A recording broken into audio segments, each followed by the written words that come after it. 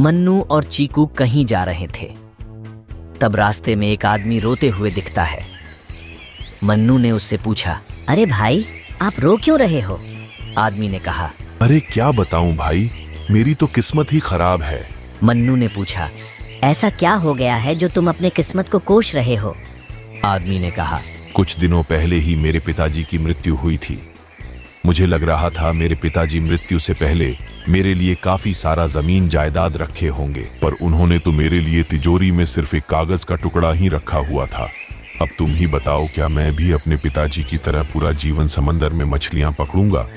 मन्नू ने कहा, क्या तुम्हें पढ़ना लिखना नहीं आता है? आदमी ने कहा, नहीं भाई, अगर मुझे पढ़ना लिखना आता तो मैं मछलियां पकड़ने समंदर में क्यों जाता?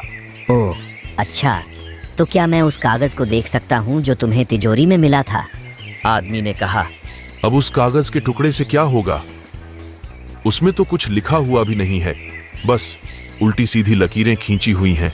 चलो कोई बात नहीं, देख लो, कहीं ये तुम्हारे काम आ जाए। वैसे भी ये मेरा किसी काम का नहीं है। इतना कहकर उसने मन्नू को कागज दिया। कागज को देख मन्नू को भी कुछ समझ नहीं आ रहा था, पर चीकू को सारी बात समझ आ गई।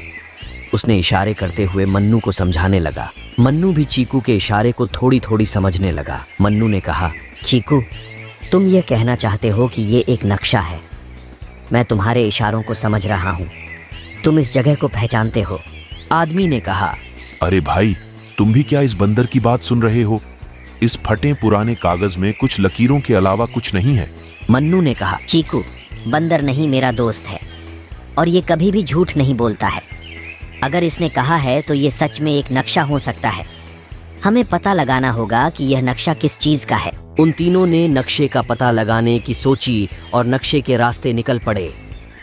उन तीनों ने घने जंगल को पार किया, पहाड़ों को पार किया, उबलते हुए ज्वालामुखी को पार किया और एक गुफा के अंदर पहुंचे। वहां उन्होंने जो देखा, उनकी आंखें फटी की फटी रह गईं। पूरा गुफा खजाने की रोशनी से चमक रहा था। मन्नू ने कहा, देख रहे हो भाई, जिस पिताजी को आप कोस रहे थे, उन्होंने आपके लिए ही नहीं बल्कि आपके 7 पुश्तों के लिए बैठे बिठाए जीवन जीने का इंतजाम कर रखा हुआ है। माफ कर दीजिए पिताजी, और आप दोनों से भी माफी चाहता हूँ। मैंने आप दोनों के दोस्ती पर शक किया। तो दोस्तों, कैसी लगी कहानी? हमारी कहानी अच्छी लगी हो तो कृपया मेरे चैनल को लाइक और सब्सक्राइब करना न भूले। धन्यवाद।